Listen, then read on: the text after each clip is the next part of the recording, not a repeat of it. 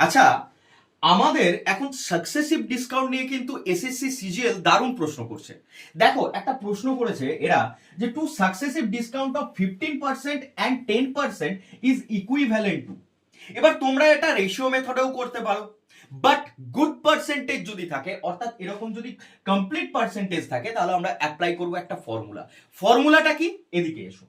দেখো, concept use A plus B minus A B by 100।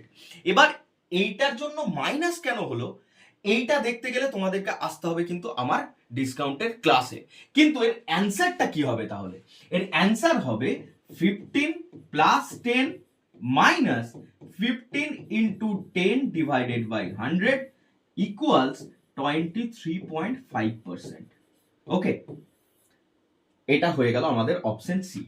তাহলে এই ধরনের প্রশ্ন করার জন্য, এর কনসেপ্ট ক্লিয়ার করার জন্য কিন্তু আসতে হবে তোমাদেরকে সত্য ইচ্ছারের এসএসসি ক্লাসে, যেখানে আমি কমপ্লিট ম্যাথের প্রিপারেশন কিন্তু অলরেডি ইউটিউবে ফ্রিতে করাচ্ছি।